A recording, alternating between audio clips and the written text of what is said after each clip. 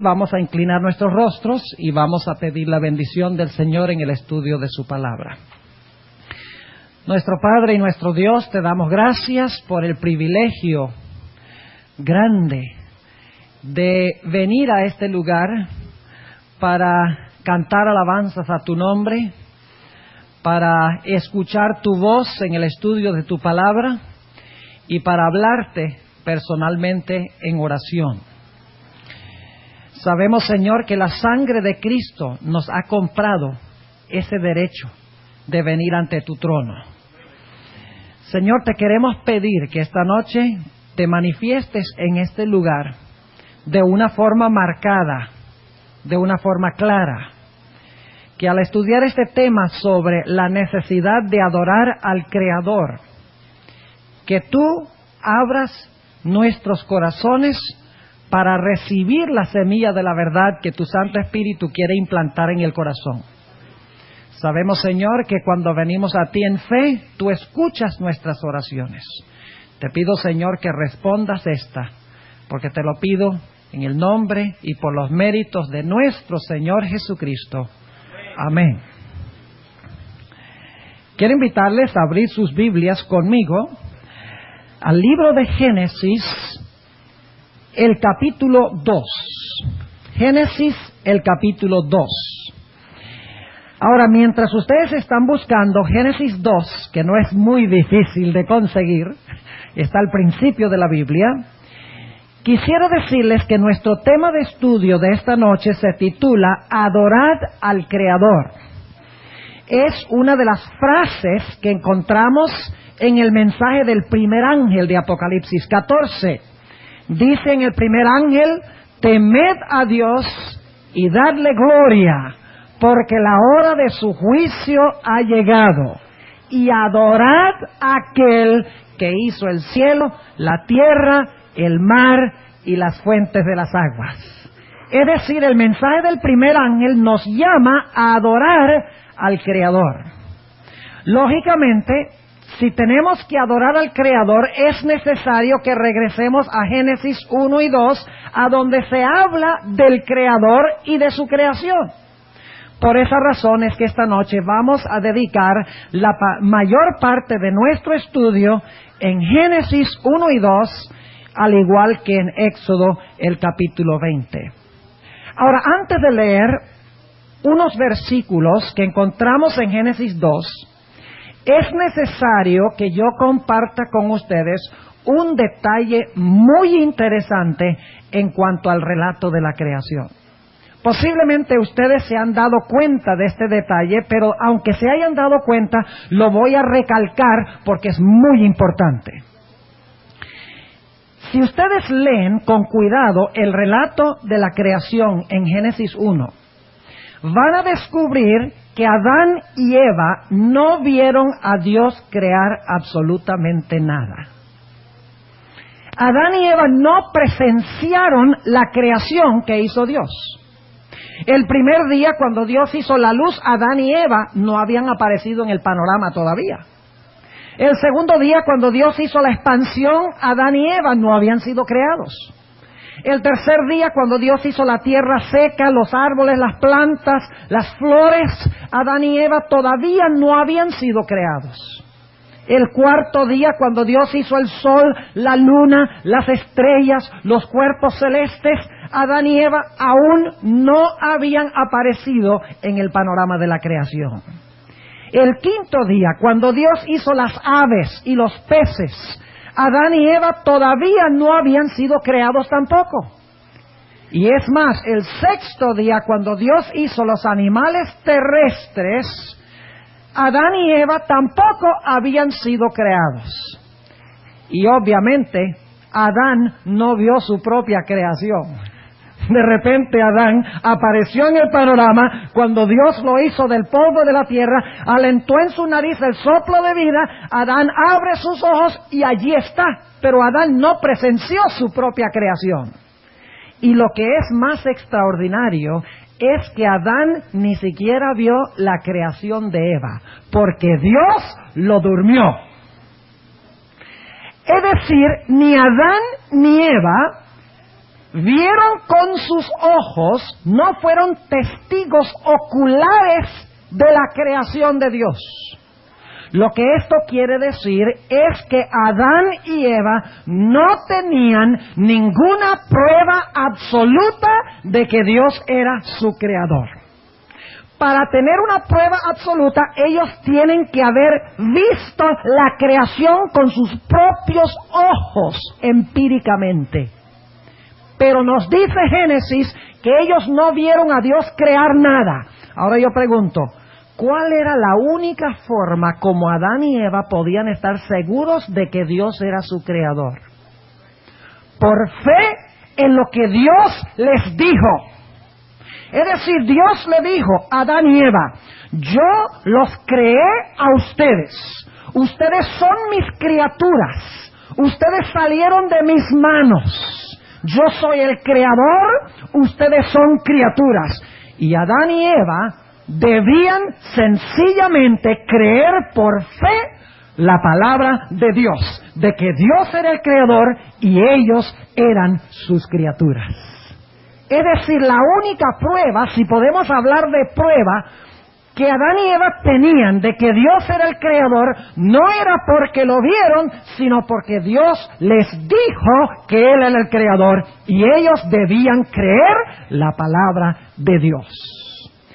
Ahora, Dios puso en el huerto una prueba para ver si Adán y Eva lo iban a reconocer como el creador. Era necesario colocar esa prueba para ver si Adán y Eva iban a confesar su fe en la idea de que Dios era el creador. Ellos, al pasar esa prueba, iban a estar indicando de que ellos creían que Dios era el creador y ellos eran sus criaturas. Es decir, la prueba que Dios puso en el huerto de Edén fue para probar a Adán y Eva para ver si ellos creían que Jehová era Dios y que Jehová era el creador. Ahora notemos algunos detalles en cuanto a esa prueba en Génesis el capítulo 2 y empezando en el versículo 15. Dice allí, tomó pues Jehová Dios al hombre y le puso en el huerto de Edén para que lo labrara y lo guardase. Y ahora quiero que noten que Dios da un mandato positivo. Con respecto a la prueba que Dios va a dar, Dios da primero un mandato positivo. Y noten lo que dice en este mandato positivo. De todo árbol del huerto comerás. ¿Es ese un mandato positivo, sí o no? Claro que sí. Dios no empieza diciéndoles, no comas de este. Dios empieza diciendo, de todos los árboles del huerto comerás. Es decir, todos los árboles del huerto son para tu consumo personal, para tu consumo diario. Es decir, todos los árboles del huerto son para disfrutarlos tú. Un mandato positivo. Pero luego Dios da un mandato negativo. Noten nuevamente el versículo 16. Y mandó Jehová Dios al hombre diciendo, de todo árbol del huerto comerás. Más, recuerden esa palabrita, más del árbol de la ciencia del bien y del mal, no comerás de él, porque el día que de él comieres, ¿qué cosa? Morirás. Así que Dios le dice a Adán y Eva, todos los árboles del huerto son para su uso diario, para su uso personal, son para ustedes disfrutarlos, para usarlos para ustedes. Pero este árbol que está aquí, ese árbol no es para ustedes, ese árbol es mío. No de ustedes. Y me respetan mi árbol. No es para consumo personal y diario de ustedes. Ahora yo pregunto, ¿a dónde se encontraba ese árbol en el huerto? ¿En qué posición en el huerto? Ustedes lo saben bien. Noten lo que dice en Génesis, el capítulo 3, Génesis el capítulo 3 y el versículo 3, cuando Eva está hablando con la serpiente, Eva le dice, mas del fruto del árbol que está, ¿dónde? En medio del huerto, dijo Dios, no comeréis de él, ni le tocaréis porque no muráis. ¿A dónde estaba la prueba en el huerto? En el centro o en el medio del huerto. Tenemos entonces el hecho de que Adán y Eva no vieron a Dios crear nada. Dios pone una prueba para ver si ellos lo van a reconocer como Dios y creador. En esa prueba hay un mandato positivo. Todos los árboles del huerto son para uso diario común, secular de ustedes. Pero hay un mandato negativo también. Pero de este árbol que está aquí en medio del huerto, no coman de él, porque ese árbol no es de ustedes, no es para su consumo personal, no es para su uso diario. Y la prueba se encontraba en medio del huerto o en el centro del huerto. Ahora yo pregunto, ¿quién fue el que escogió el árbol del cual no debían comer Adán y Eva? Dios le dijo a Adán y Eva, miren, ustedes ven todos los árboles que están en el huerto, miren qué bonitos. Ahora yo quiero que ustedes no coman de uno de esos árboles, escojan ustedes de cuál no quieren comer. ¿Ah?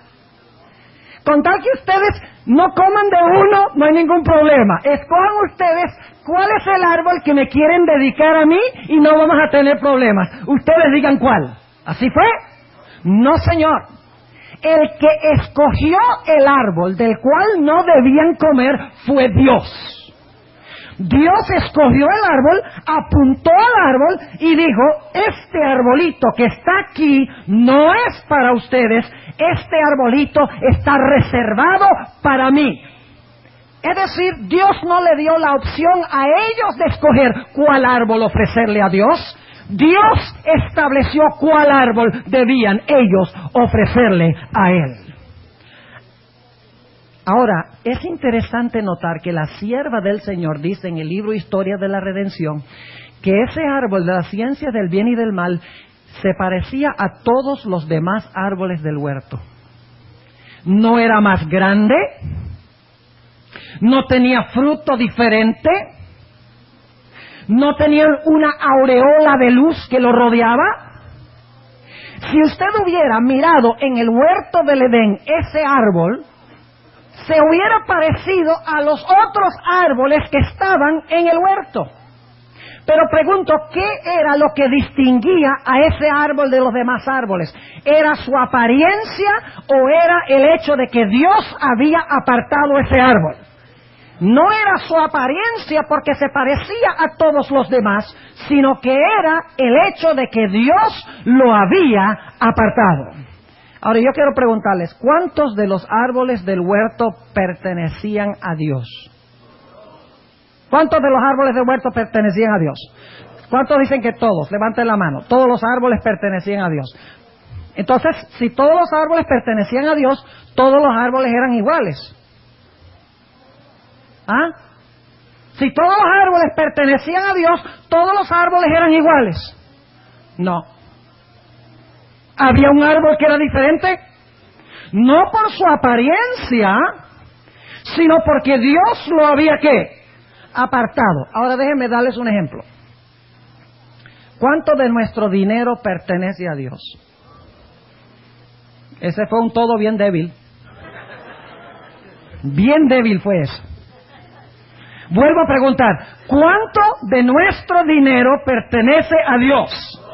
Levanten la mano y comprométanse. ¿Cuánto de nuestro dinero es de Dios? ¿Todo? ¿Sí o no? Todo. Gloria al Señor. Que pasen los diáconos ahora. Y vamos a recoger suficiente dinero hasta que venga Cristo el Señor a este mundo. Ahora escuchen. Todo el dinero es de Dios.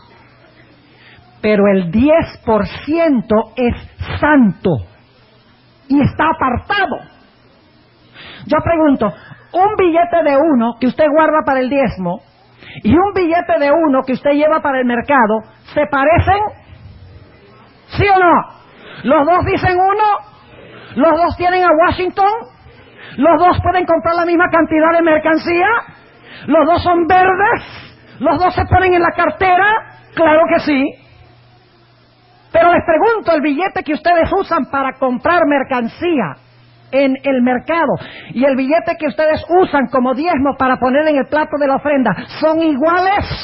No son iguales. Son iguales en un sentido porque se parecen, pero son diferentes porque un billete es para uso personal diario, mientras que el otro billete ha sido apartado y santificado para Dios. Así que aunque todo el dinero es de Dios, hay una porción que ha apartado exclusivamente para Él. Todos los árboles del huerto eran de Dios, pero había un árbol que Dios había apartado exclusivamente para Él. Y Adán y Eva no debían participar de ese árbol. Ahora, el punto crucial en esta prueba no era un árbol. El árbol solamente era la forma externa en que Dios podía probar a Adán y Eva para ver si ellos lo iban a reconocer como Dios. Es decir, respetar el árbol, no participar del árbol de Dios, significaba que ellos reconocían a Jehová como su Dios. Respetar el árbol y dedicarlo a Dios y no para ellos, significaba que ellos reconocían que Dios era su ¿qué? Que Dios era su creador. Respetar el árbol significaba que respetaban a Dios. Y respetar el árbol significaban que estaban irrespetando a Dios y estaban negando de que Él era su Dios y que Él era su creador. Ahora yo pregunto, ¿cuánto del fruto del árbol de la ciencia y del bien y del mal pertenecía a Dios? ¿Cuánto del fruto? ¿Qué tal si Eva nada más se come una conchita o una cascarita, así, nada más le pone los dientes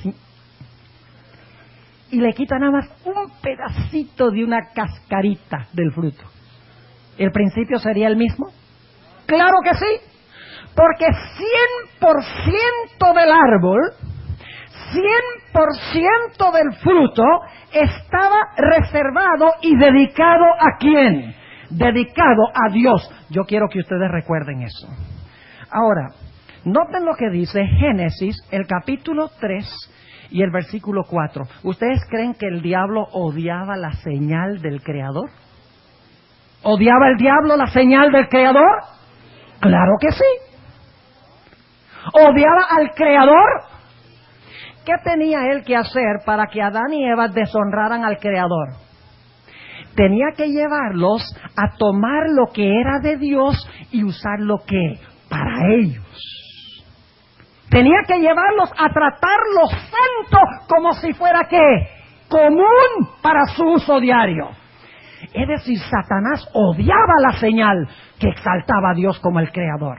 Y por eso él fue a parar en el árbol mismo que representaba la autoridad de Dios. ¿Y qué quiere convencer a Adán y Eva que hagan? Quiere convencerlos de que no respeten el árbol de Dios, sino que tomen el árbol que es de Dios y lo usen para sus propios propósitos. En esto Satanás mostró que él odia a Dios y odia la señal que apunta hacia Dios como el Creador. Por si acaso alguno duda de que esta era la prueba, noten lo que dice en Génesis, el capítulo 3 y el versículo 1. Vamos a leer todo el marco. Dice en el versículo 1: Empero la serpiente era astuta, más que todos los animales del campo que Jehová Dios había hecho, la cual dijo a la mujer: con que Dios os ha dicho, no comáis de todo árbol del huerto. Y la mujer respondió a la serpiente: del fruto de los árboles del huerto comemos, mas del fruto del árbol que está en medio del huerto, dijo Dios, no comeréis de él ni le tocaréis, porque no muráis. Entonces la serpiente dijo a la mujer, ¿qué cosa? No moriréis. Y ahora viene el versículo clave: mas sabe Dios que el día que comiereis de él, serán abiertos vuestros ojos y seréis como ¿qué? como dioses, sabiendo el bien y el mal. Ahora, reflexionemos sobre este versículo 5 unos momentos. No se distraigan, porque lo que voy a decir es muy importante. Cuando uno analiza con cuidado este versículo, uno descubre lo que Satanás le estaba diciendo en verdad a la mujer. Le está diciendo, mira, Dios les dijo a ustedes que si ustedes comen del árbol, ustedes van a morir, porque Él es el creador y ustedes son criaturas. Entonces, si ustedes comen del árbol, que Dios dice que es de Él, ustedes van a morir. Pero el diablo les dice, yo les voy a explicar que esa no es la razón por la cual Dios les dijo que se iban a morir. Hay otra razón que Dios les está escondiendo. Dios quiere que ustedes estén ciegos a una gran realidad. No van a morir si comen, más bien Dios sabe que va a pasar otra cosa si ustedes comen. Y Eva, ahora cuando la serpiente le dice, va a pasar otra cosa diferente que morir, ella dice, bueno, dime qué es lo que va a pasar, qué es lo que Dios nos está escondiendo, qué es lo que Dios no quiere que nosotros sepamos. Y el diablo le dice, lo que pasa es que en un momento Dios comió de este árbol y cuando comió se hizo Dios. Y cuando él se dio cuenta que en este árbol hay poder para llegar a ser Dios, entonces él dijo, yo no quiero otros dioses rivales que anden por ahí. Yo soy el único que quiero ser Dios. Pero ¿cómo puedo lograr que otros no descubran que comiendo de este árbol se pueden volver Dios?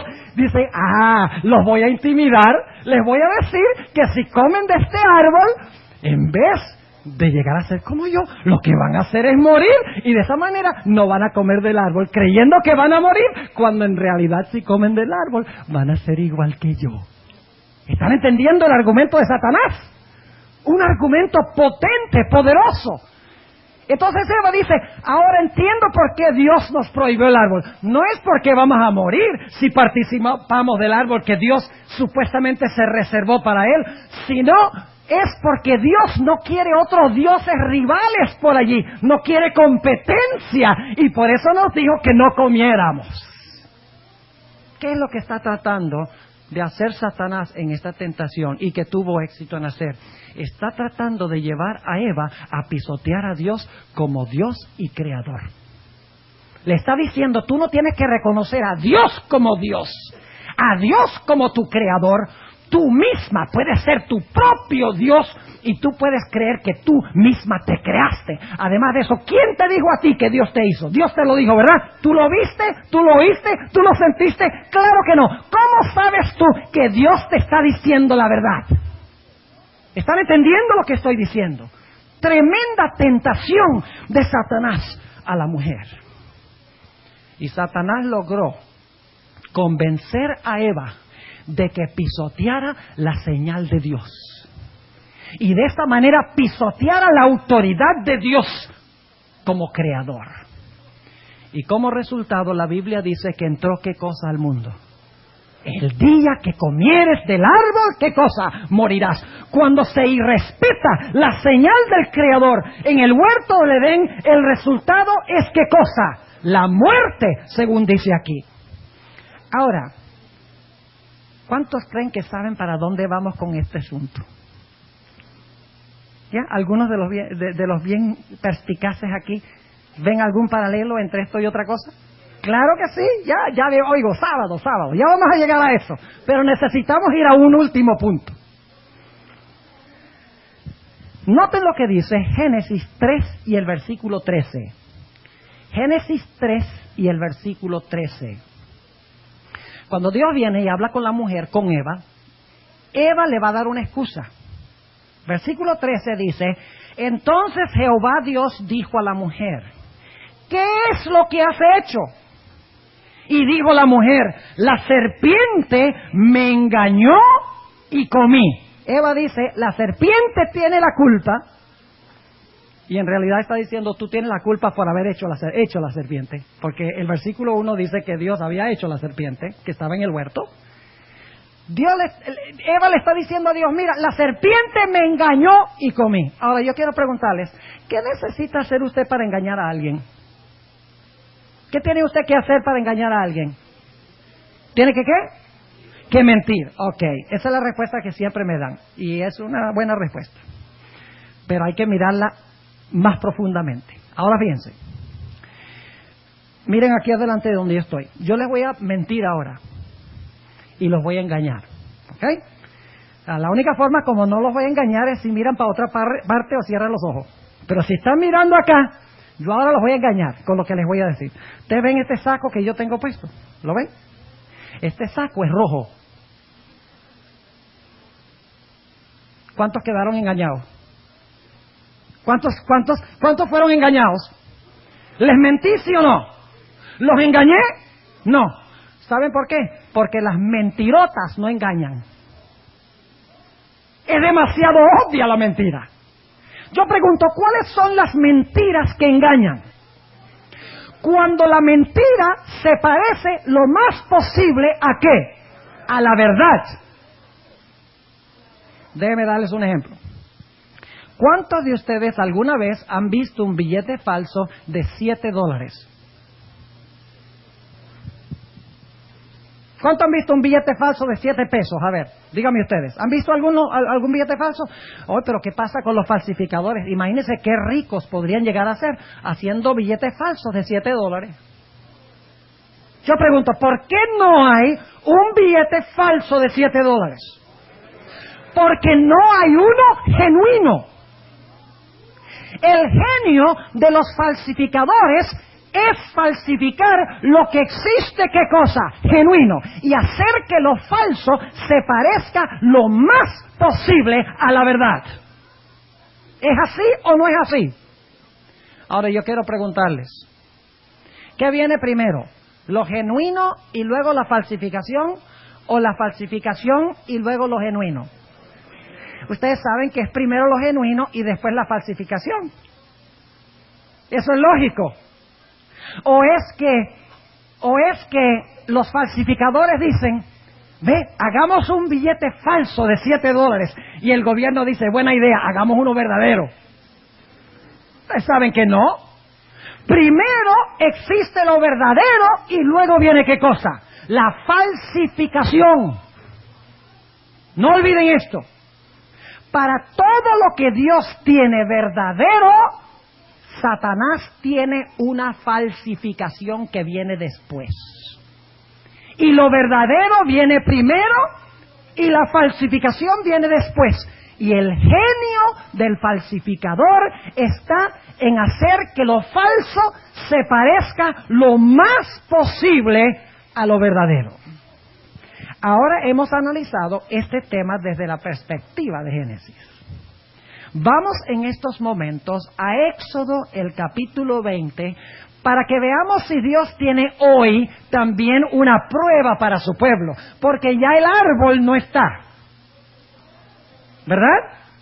El árbol fue llevado al cielo antes del diluvio. El huerto del Edén fue llevado al cielo antes del diluvio. Ya no está en la tierra, así que la prueba ya no es un árbol. Pero yo pregunto, ¿tiene Dios hoy todavía una prueba para su pueblo, sí o no? Claro que sí. Ahora, yo quiero hacerles una pregunta y no me contesten rapidito. ¿Tenemos nosotros hoy una prueba más absoluta y grande de que Dios es el creador que lo que tenían Adán y Eva? ¿La gente hoy ha visto a Dios crear el mundo? ¿Lo oyeron? No. ¿Tenemos nosotros alguna prueba adicional que Adán y Eva no tenían? No. ¿Cómo sabe usted hoy que Dios es el creador? ¿Porque usted lo vio? ¿Porque usted lo escuchó? ¿Porque usted lo puede comprobar? No. La única forma absoluta en que usted puede saber hoy que Dios es el creador es porque Dios en su palabra dice que es el creador. Entonces pregunto, ¿nosotros tenemos la misma forma de saber que Dios es el creador que la forma que tenían Adán y Eva, sí o no? Claro que sí. No tenemos nosotros más prueba que ellos, porque nosotros no lo vimos y ellos tampoco. Así que como ellos debían creer porque Dios lo dijo, hoy nosotros debemos creer que Dios es el creador porque Dios lo dice. Ahora, ¿nos ha dado Dios una prueba en su palabra para ver si nosotros reconocemos al creador por fe? Claro que sí. Noten Éxodo 20 Y empezando en el versículo 8, ¿qué paralelo tan grande tiene la Biblia en este asunto? Dice en el versículo 8, acordarte has del día del reposo, dice en el hebreo, acordarte has del día del sábado. ¿Para qué? Para santificarlo. Y luego quiero que noten que hay un mandato ¿qué? Positivo. Dice, 6 días trabajarás y harás toda tu obra. ¿Cuántos días son para nuestro uso personal? Para nuestro uso diario, 6. Dios dice, como dijo, todos los árboles del huerto son tuyos. Dios dice, 6 días de la semana son tuyos. 6 días trabajarás y harás toda tu obra. 6 días son para tu uso personal e individual. Pero pregunto, ¿en el cuarto mandamiento luego hay un mandato negativo? ¿Restrictivo, sí o no? En lo que respecta a días. En Génesis había un mandato positivo con respecto a los árboles y luego un mandato negativo con respecto a un árbol.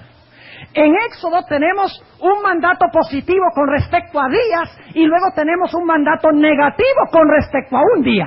¿Me están entendiendo lo que estamos diciendo? Ahora, note lo que dice el versículo 10. Mas el séptimo día será sábado. Algunas versiones dicen reposo, pero en el hebreo la palabra Shabbat será sábado para ¿quién? Jehová tu Dios. No hagas en él obra alguna, tú, ni tu hijo, ni tu hija, ni tu siervo, ni tu criada, ni tu bestia, ni tu extranjero que está dentro de tus puertas.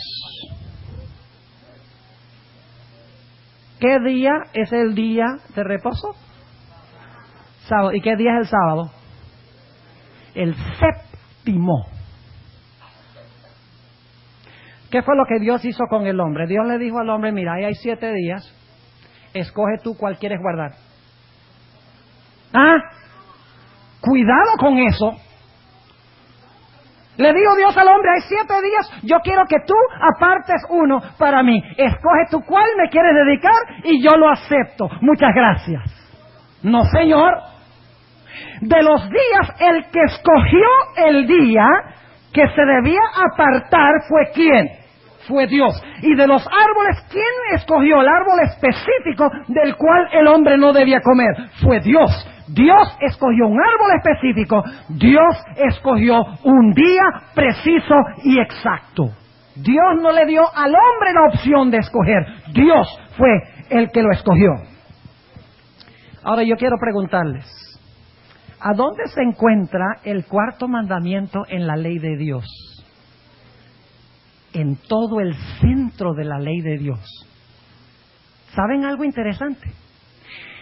Si en hebreo ustedes cuentan el número de palabras antes del cuarto mandamiento y después del cuarto mandamiento, van a encontrar que el mandamiento del sábado está en todo el centro de la ley de Dios. ¿Dónde estaba la prueba en el huerto del Edén, el árbol apartado?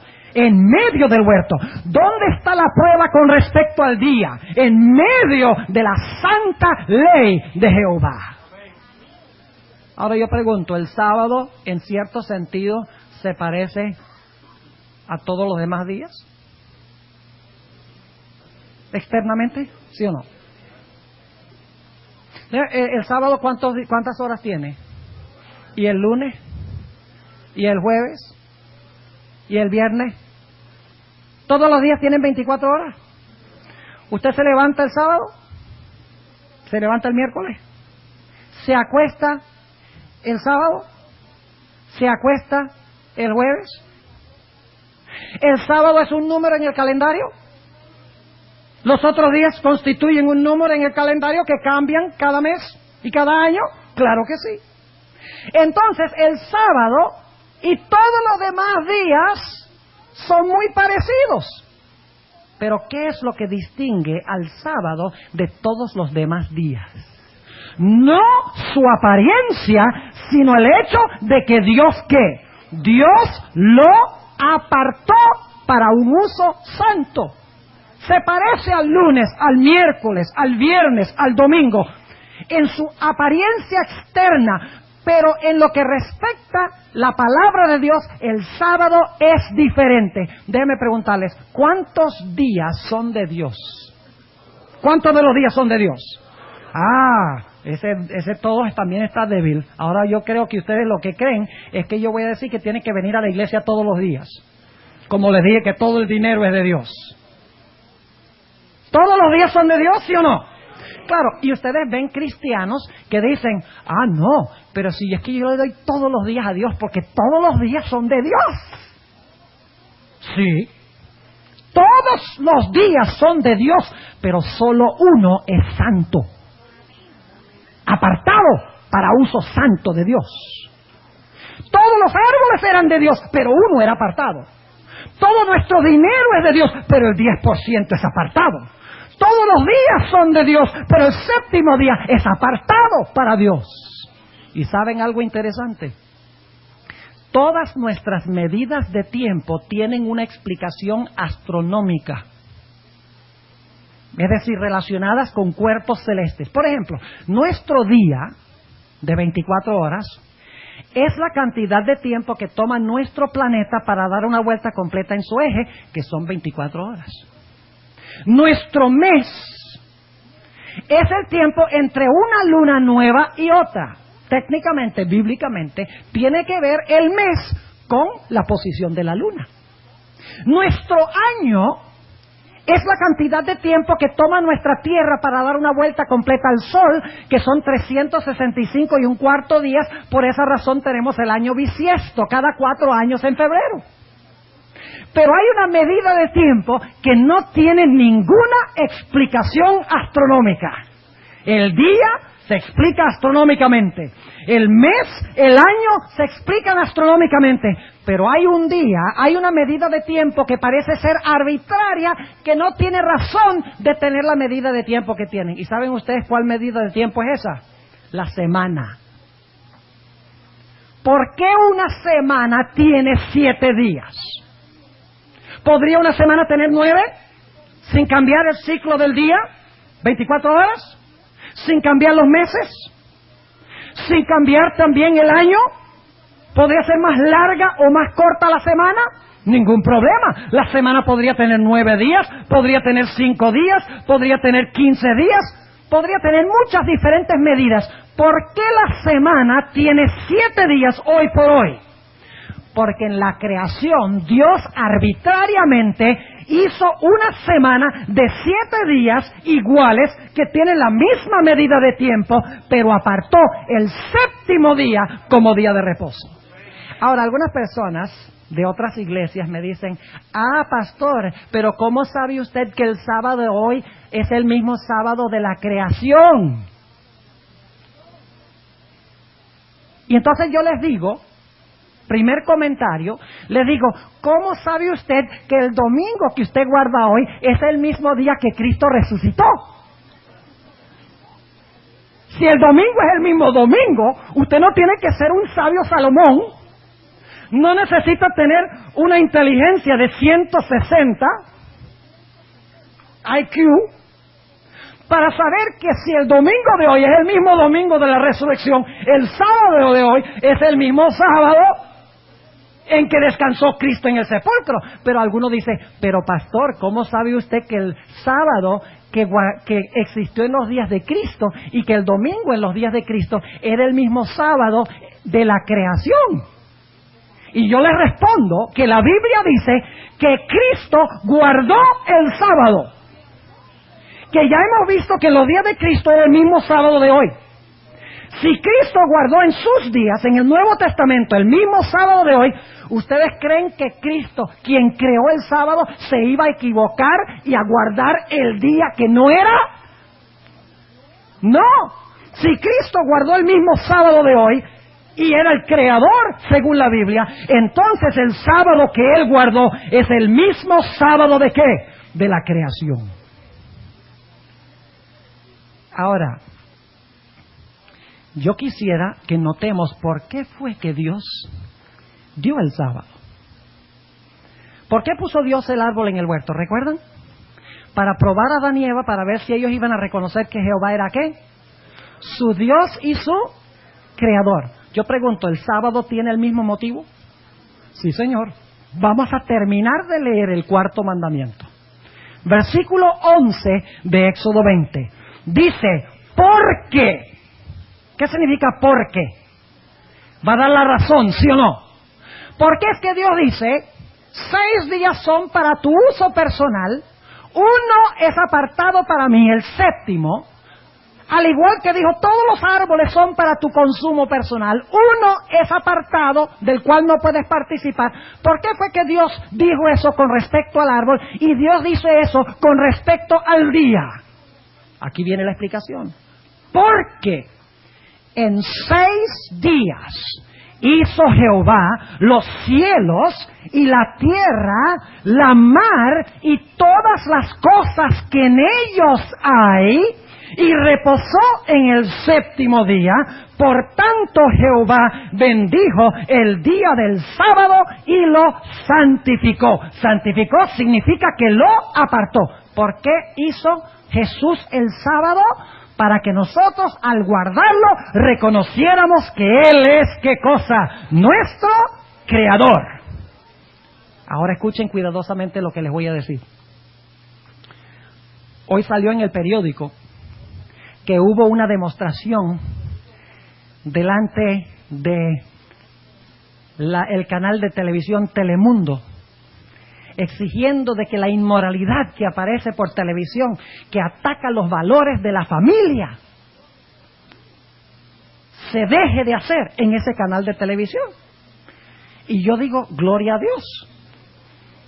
Sería lindo que la televisión respetara los valores familiares.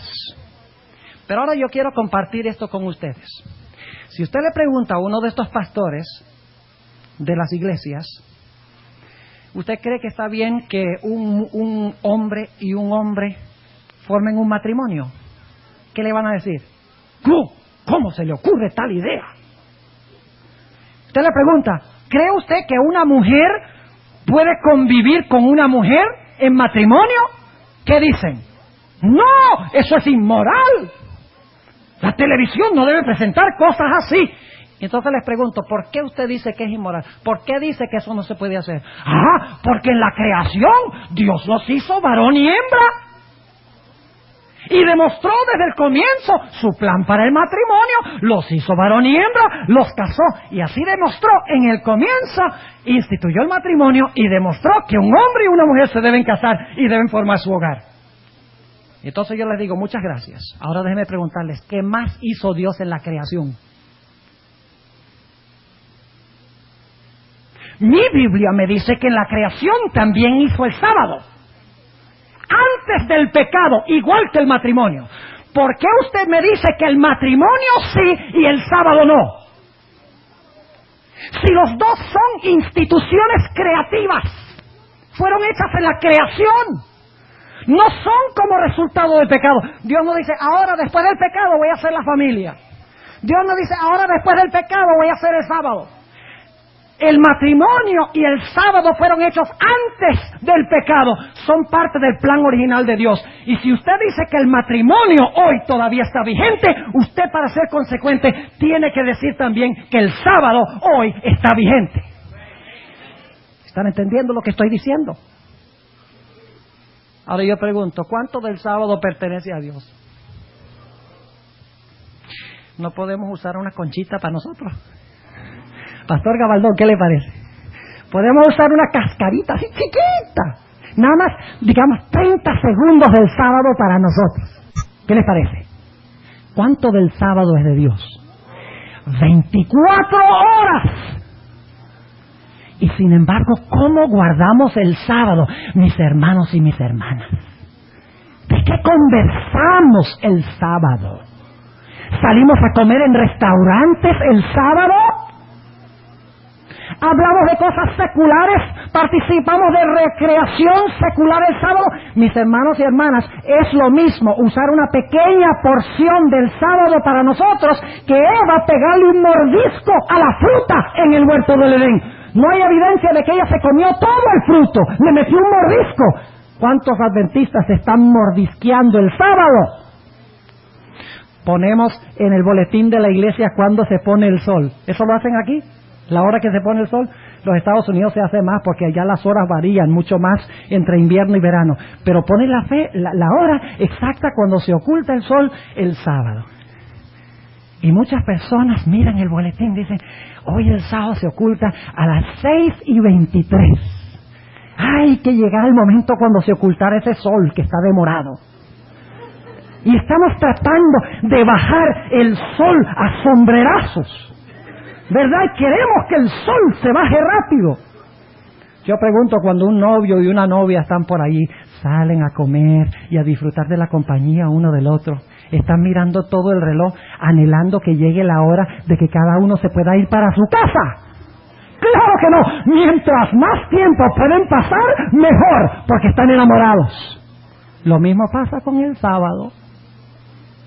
Cuando nosotros estamos enamorados de Jesús, no será un problema dedicarle 24 horas. Antes vamos a decirle a Jesús, cuando se esté acabando esa hora, ¡ay, Señor, ya se está acabando nuestra cita! ¿Te quedas un ratico más, por favor? Por eso la hermana White dice que debemos cuidar los bordes del sábado, las orillas del sábado. No debemos estar, bueno, el sol se pone a las 6:23 y hay un programa de televisión, un partido de fútbol que me lo quiero ver y va a estar por la mitad y estamos mirando el reloj, 6:22 y 30 segundos, 29, 28, 27, 26, 25. Cuando llega, ¡ah!, televisión prendido. Eso no es guardar el sábado. Eso es ser legalista como los fariseos. El sábado significa comunión con Jesús. ¿Y saben ustedes cuál es uno de los grandes problemas del mundo cristiano? Ellos creen que el sábado de los fariseos es el sábado de Cristo. El sábado de los fariseos es un falso sábado. Porque es un sábado lleno de tradiciones que ellos inventaron. Pero lo que pasa es que cuando los cristianos hoy miran el sábado, ven el sábado de los fariseos y creen que el sábado es un yugo de servidumbre, creen que ese es el sábado bíblico. Jesús vino a libertar el sábado de las falsas tradiciones de los fariseos, no a clavar el sábado en la cruz. Cristo vino a redimir el matrimonio de la tergiversación de los fariseos. Por esa razón, cuando vinieron y dijeron, ¿puede el hombre divorciarse por cualquier causa de su mujer? Jesús dice, por la dureza de su corazón, Moisés les permitió hacer eso, pero al principio no fue así. Jesús dice, restauremos el matrimonio a lo que era al comienzo, no en la forma torcida como ustedes lo tienen.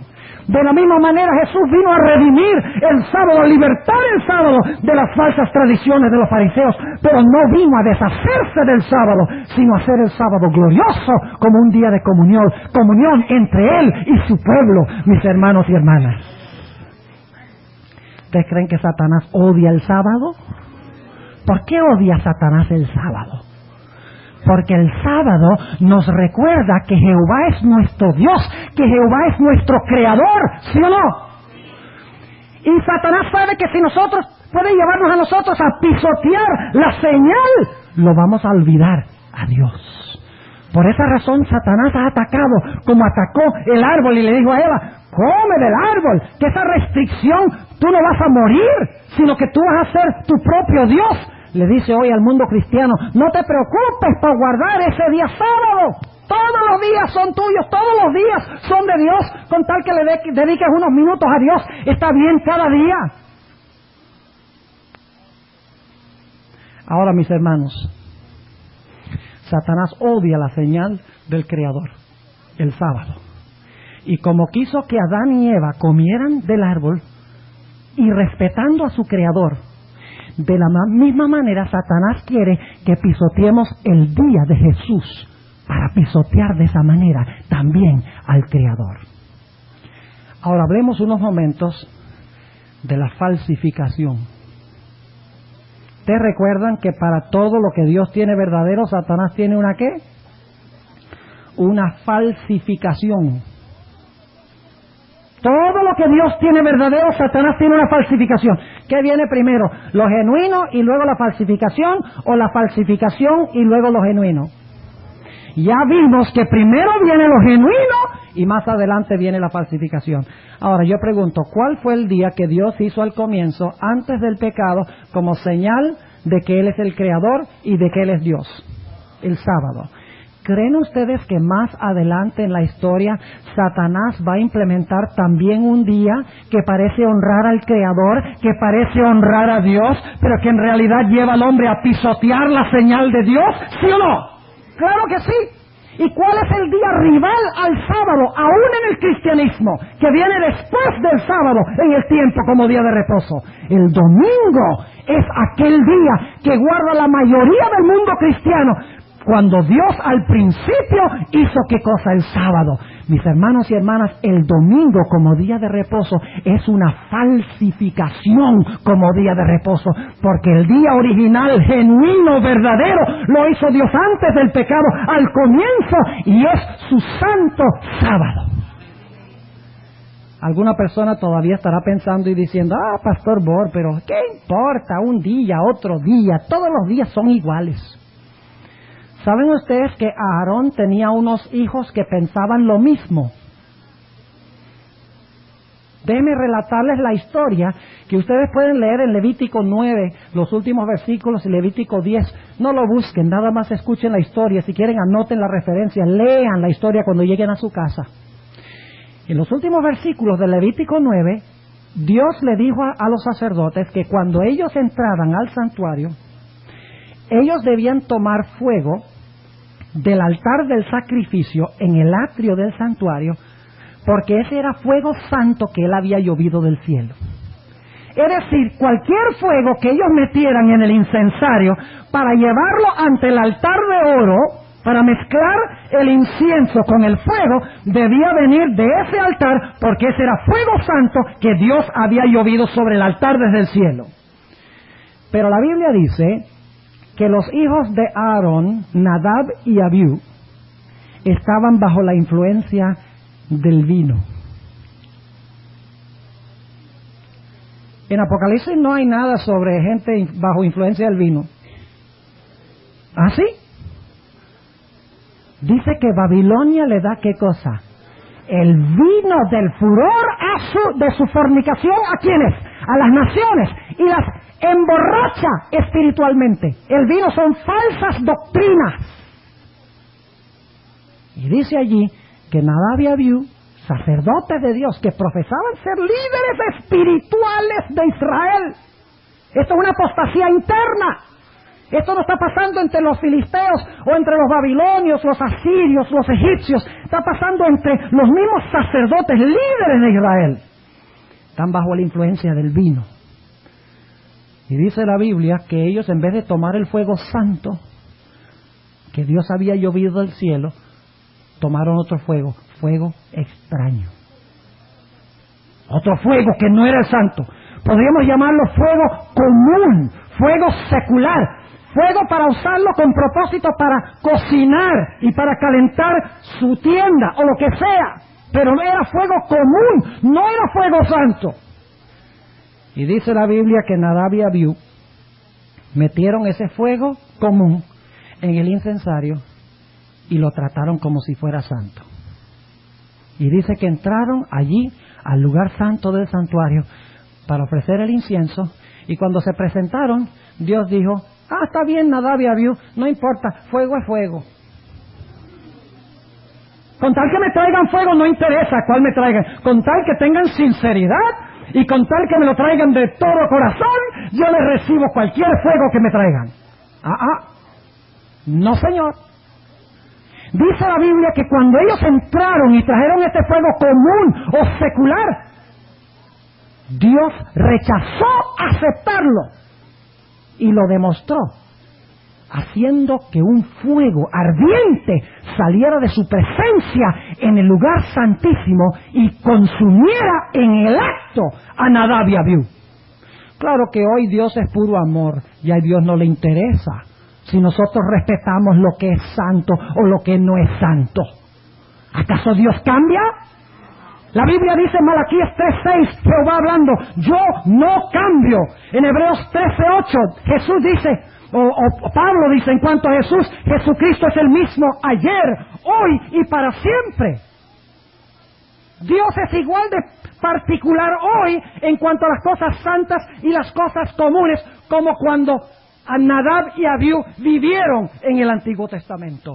Y le traen ese fuego común a Dios. Ahora yo les quiero preguntar, ¿el fuego que llevaron Nadab y Abiú se parecía al fuego que estaba sobre el altar del sacrificio? ¿Se parecía? Si ustedes miraban los dos fuegos, ¿se veían parecidos? Sí. Si ustedes le metían el dedo a uno y al otro, ¿se quemaban el dedo? Si pudieran analizar las propiedades químicas de los dos fuegos, ¿las propiedades químicas serían iguales? ¡Claro que sí! Entonces, ¿qué interesa? ¡Fuego es fuego! No, señor, fuego no es fuego. Cuando Dios dice, este fuego es santo y este es el que me vas a ofrecer, está hablando en serio.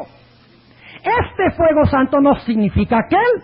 Cuando Dios dice el séptimo día, sábado, es mi día de reposo, Él no quiere decir ni domingo, ni miércoles, ni viernes, Él quiere decir sábado. Y cuando usted le ofrece un día que Él no estableció como su día de reposo, usted le está ofreciendo a Él un día extraño, un día común, secular, como si fuera santo. ¿Qué le hace a usted pensar que a Dios no le molesta eso? Cuando Nadab y Abiú tuvieron que morir por haber hecho lo mismo. El problema es que hoy en día el mundo cristiano está emborrachado con el vino de Babilonia. Falsas doctrinas. La segunda parte de este tema lo vamos a analizar mañana en la noche. Prepárense bien, porque van a sudar frío mañana. Si ustedes creen que el tema de hoy es fuerte, agárrense de la banca mañana, porque va a haber un terremoto espiritual en este lugar. Porque vamos a estudiar esto desde la perspectiva de Apocalipsis y vamos a encontrar que la gran prueba final en este mundo va a ser con respecto a 2 días, el sello de Dios y la marca de la bestia. Un día común que se le ofrece a Dios como santo, mientras que otros guardarán el día que Dios estableció, su santo sábado. Y alguno me dice, bueno, pastor, entonces el conflicto final va a tener que ver con días. No, va a tener que ver con las personas que hicieron esos días como días de reposo. Porque cuando usted guarda el sábado, usted está reconociendo la autoridad de Dios. El día prueba su lealtad a Dios. El punto es lealtad. ¿A quién es leal usted? El sábado es solo la forma externa en que usted demuestra a quién es leal.